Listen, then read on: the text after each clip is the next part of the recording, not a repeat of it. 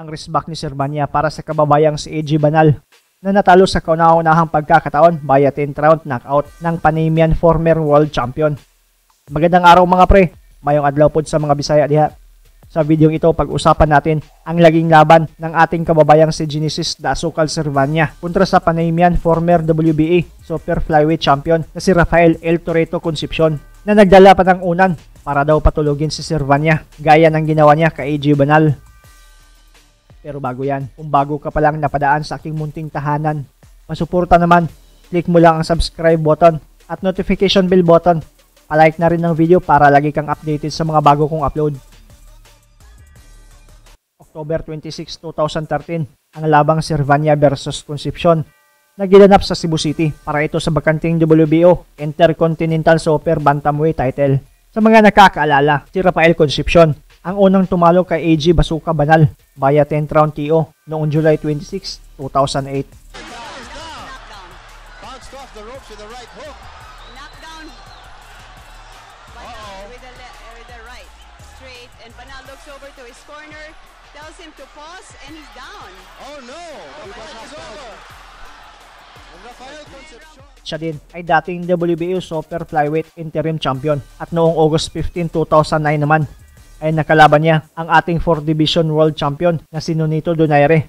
Pero di siya napabagsak nito at umabot sa desisyon pabor kay Donaire. Kaya naman kumpiyansa ang dating champion na si Concepcion na kayang-kaya niyang talunin si Servania dahil hindi pa daw ito nakakalaban ng mga boxer na magagaling na tulad daw niya. Dagdag pa niya, bibigyan daw niya ng magandang laban ang mga Pinoy fans at nangakong sisirain niya ang karera ni Servania dahil gusto talaga daw niya na makuha ang WBO Intercontinental Super Bantamweight title para makalaban ulit sa world title. Sabi pa niya, wala daw punching power itong si Servania base sa nakita niyang huling laban nito sa Macau. Patutulugin daw niya si Servania sa kauna-unang pagkakataon. Sa katunayan ay nagdala pa siya ng unan at para daw ito kay Servania. Lalo na't ang trainer daw niya ay magaling. Trainer din daw ito ni Ricardo Mayorga. Kaya malakas talaga ang kumpiyansa niya. Dala-dala ng Panamanian na si Concepcion ang kartadang 18 wins, 6 losses, 1 draw at 8 KO. Habang si Servania naman ay bit-bit ang malinis na kartada na 22 wins at 8 dito via knockout. Pero sa mismong laban ay kung gaano kahaba ang sinabing kahambugan nitong si Concepcion ay siya namang kabilis dinispat siya ni Servania.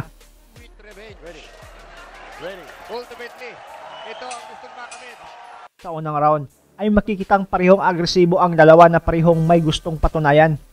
The left of Servania. See, overhand right. That's the punch that knocked out Bazooka Banal. Yung mga lakas ng kanan. Tingnan mo. Good left.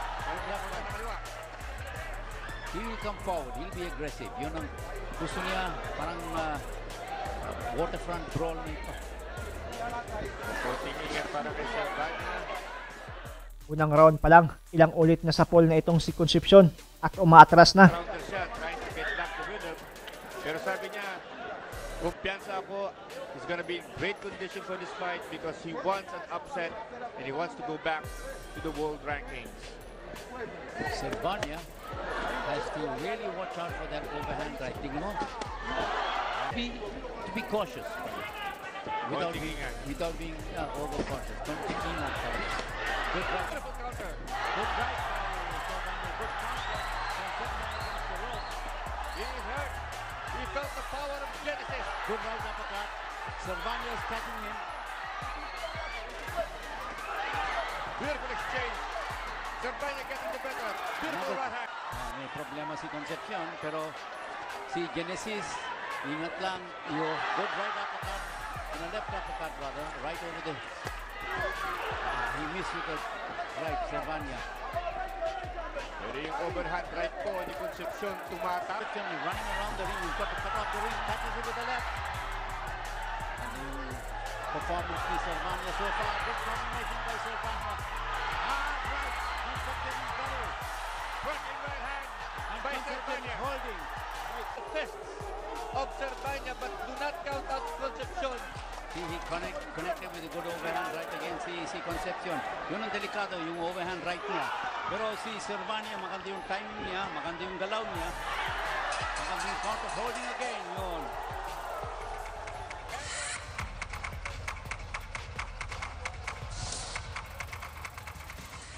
Ang aksyon sa opening round, yung overhand right Saka yung ni mga Concepcion. kanan.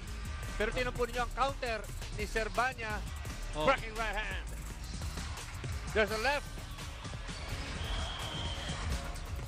Pero sa second round ay mas malala na ang nangyari sa kanya. Imbis siya ang magpatulog kay Servania, ay sobrang kabaliktaran ang nangyari sa sinabi niya. Nasa pull sa right uppercut ni Servania itong si El Torito ng Panemia at nakatulog ng ilang minuto sa ibabaw ng lona. Good luck to the body by Servania on the right. But Servania got back to the right hand of Concepcion. Remember, in the Banal fight, Concepcion was hurt several times. And yet, Concepcion was able to bounce back. He's trying to survive. Right hand by Concepcion. Yun ang pinaka-effective weapon niya, that overhand right. But Servania countering beautifully. Maganda yung timing ni Genesis.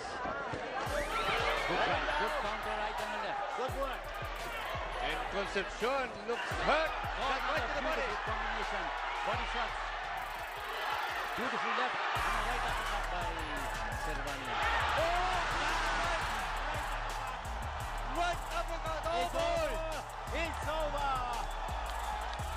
Tagumpay na nag-risback si Servania para sa kababayan niyang si Basuka.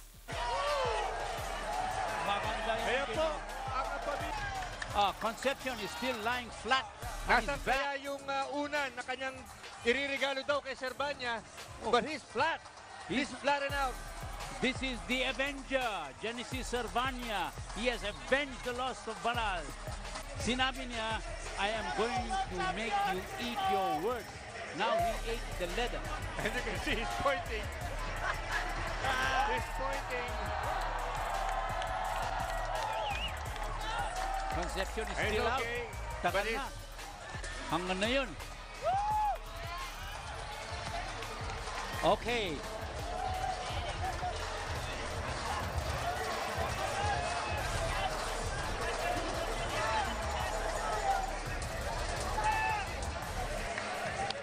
How Servania delivered revenge.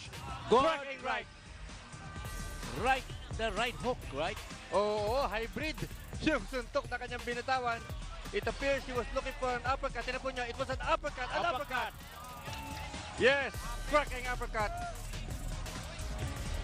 Perfect yung timing niya.